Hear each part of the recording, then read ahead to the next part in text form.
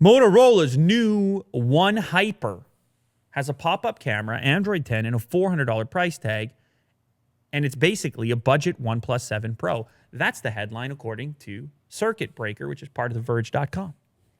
They have coined this thing as a budget OnePlus 7 Pro, but what's weird about that is, like, what is the price on the OnePlus 7 Pro right now? Since we're putting it on wax here in USD, it's not that much more than $400, is it? You can pick it up for $669. I feel like it's less right now. Will, no? Am I wrong? Am I crazy?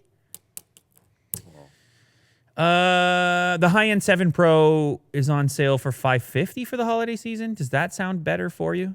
Is that a possibility? We are in the holiday season. Things do get discounted. Maybe it's $550. Look at that. Would you look at that, Will? There you go. Looky there, $549. So I guess, okay, budget in the sense that it's $150 less than the OnePlus 7 Pro if you go the route of the new Motorola device. So that is significant. That's something. It's also, believe it or not, going to have a faster charge than the OnePlus device, which the OnePlus device already has a pretty good charge at 30 watts. The One Hyper, 45-watt USB Type-C hypercharging.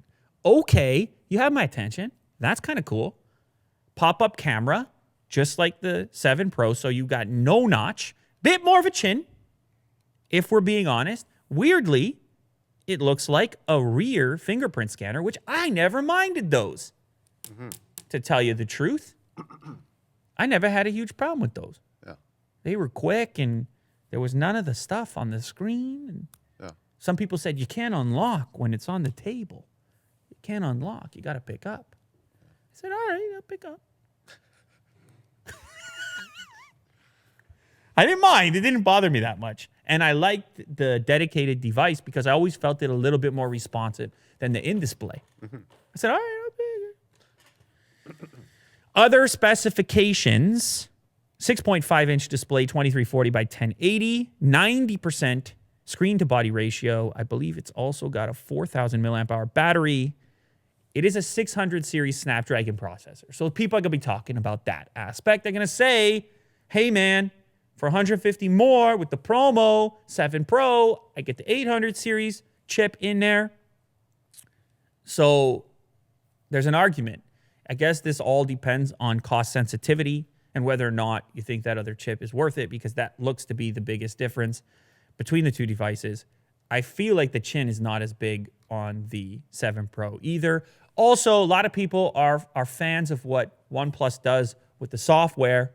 Pretty snappy setup. So that's a tough one for me as far as a recommendation is concerned, but it's cool to see different devices playing in the space. And I guess the other differentiating aspect to mention is the even faster charge on the One Hyper. So I'm paying attention, Will. And I can't tell you much beyond that, but I'm paying attention. What do you see? You see something? Look like it got like 64 megapixels.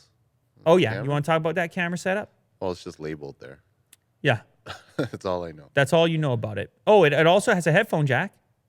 How about that? And they say 38 hours of continuous use on the battery.